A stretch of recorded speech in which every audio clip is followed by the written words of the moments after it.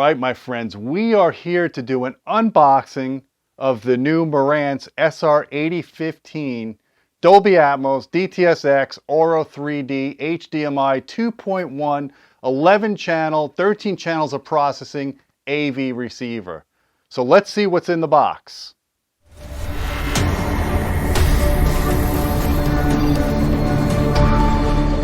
Hey folks, I'm Gene Delasalo with Audioholics.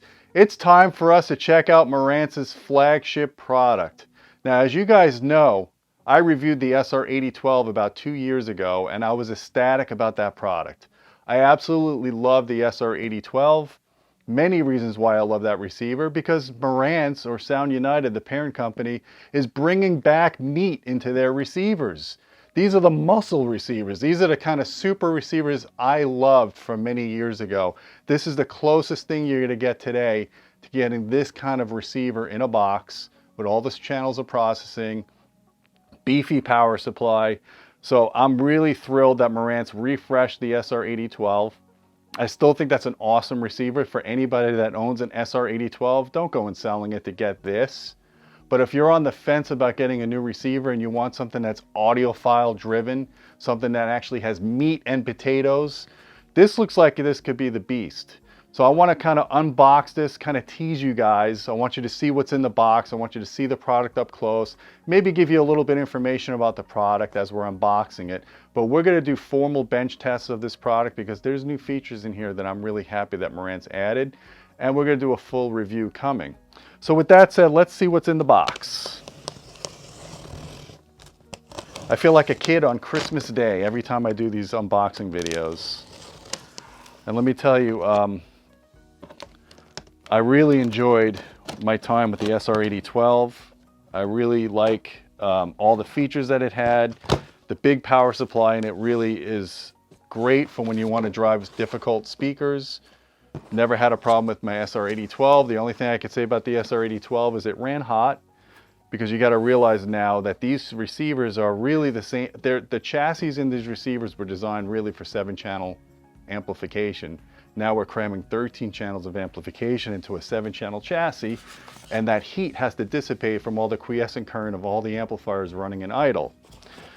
But with that said, Marantz does have some really cool features to help dissipate some of this power, so reduce some of the power consumption.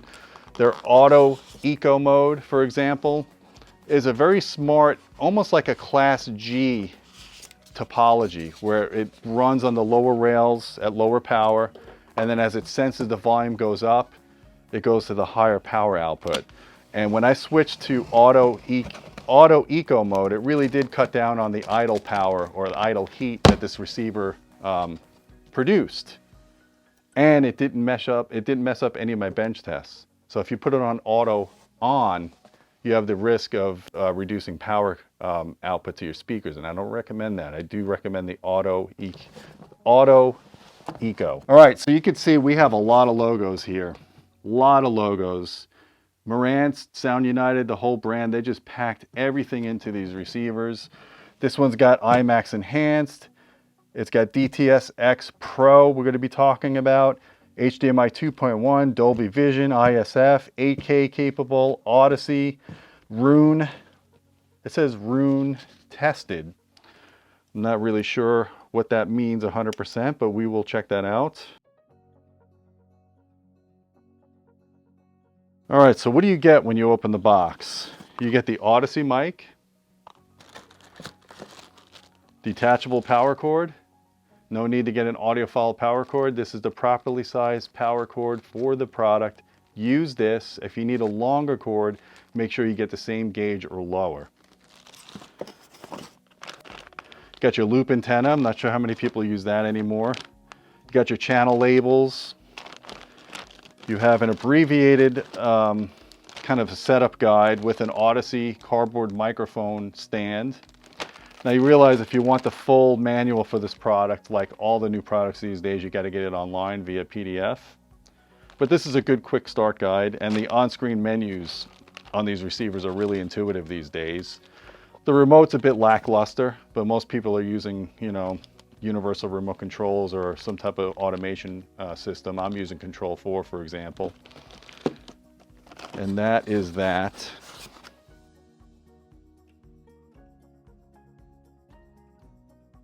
So I really like the aesthetics of this receiver, just like the 8012. She's a beaut. I love the radiused edges. Really nice looking design here. So let's go over some of the new features. So like the SR8012, this is 140 watts times 11, but this model has 13 channels of processing. So you can go and add a 2-channel amplifier and you can do a 7.1.4 system or 7.1.6 system if you really want to expand it out. That's awesome. For the fact that you're for about $3,200, it is a $200 increase in retail over the 8012. You now have 13 channels of processing. So you have future expandability if you want to add another amplifier and do a full 7.1.4 system or 7.1.6 system. The other thing that's cool about this, the Auro 3D supports up to 13 channels, including the center height and top surround. 10.1 channel on the SR8012 is what it was, so this is a big expansion. The channel expansion will allow users to play audio from all connected speakers, and this is a new feature for the 8015. And we also have DTS X Pro, which is a new feature. We did a whole video on what DTS X Pro is with Phil Jones. You should check that out. I'll put that in the links below. We also have, here's the cool thing, the Preamp Disconnect mode. Now, I've been bugging Sound United or Denon or Marantz for several years now about having a Preamp Disconnect mode. What I found on the 8012, as good of a receiver as that was on the bench, if I drove the outputs for the preamp outputs beyond about 1.2 or 1.3 volts RMS, what would happen was when the amplifiers weren't being used, they're still on. So when you're sending a signal beyond 1.2 or 1.3 volts RMS through the receiver, those output amplifiers are reaching max power. And you start cranking it to 2 volts RMS, which is the gain that most amplifiers reach full power for external amplification. The amps in this product are clipping because they've reached full power way before that. So when they're clipping, they're inducing that noise back into the preamp section through the power supply. So what Sound United did on all their new Denon products and all their new Marantz products with preamp outputs this year, they have a preamp disconnect. So that signal no longer goes to the amplifiers. The amplifiers are still on, but they're not being connected to the preamp, so they're not being overdriven and they're not corrupting the signal. So if you want the best purity out of the preamp outputs on this receiver and you plan on using all external amplification in the future, you could turn this into a processor.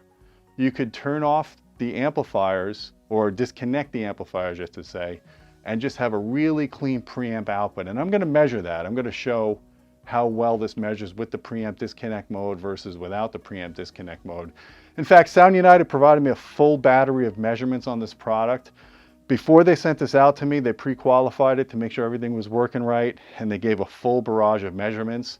I'm going to share some of those measurements here. You can see how clean the FFT plots are. This is the kind of stuff I look for, is the FFT plots, the distortion, you know, how clean the output is on it, the roll off of the filters, all that stuff. There's some great measurements that they provided, but of course I'm going to do my own verification measurements in the formal review. But it's very cool that they have this preamp disconnect mode. The other thing that you could do is, if you really wanted to, you could have 2 sets of speakers connected to this and then switch between them, because then you could use the amplifiers built into this. You could turn that off and you can go and have preamp disconnect to a separate amplifier with different speakers. I just think that's cool. So if you wanted to put more speakers in another room and set up a system in there, you could switch to that. You could technically have 2 surround zones on this one product if you really wanted to. The other thing is you got the dual speaker presets. That's another cool thing, because now if you have a Odyssey calibration and you have all your blinds in your house up, you'll have your Odyssey calibrated for that. The acoustics of the room are different than when you put all the shades down and your screen comes down and all that stuff.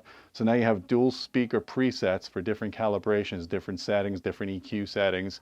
Very cool that they put that into this product.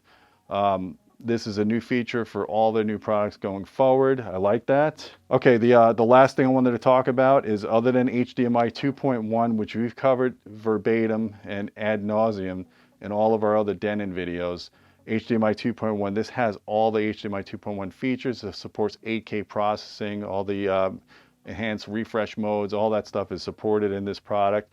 I do like the fact that they've done some improvements to the HDAM circuit. They sent me some brochures on the different circuit topologies that they put in here and how it changed the performance of the product. Their claim it gives it a warmer sound. I'm going to try to verify that as best as I can. And we'll just say that what Denon did, or what Marantz did, was they took a good product that was already excellent, that was already given benchmark performance, and they made it better by putting some improvements into this. So anyways, guys, I'm impressed with the features that are added to this product. The fact that you have more processing capability, you have HDMI 2.1, dual speaker presets, preamp disconnect mode, DTS X Pro, the IMAX Enhanced.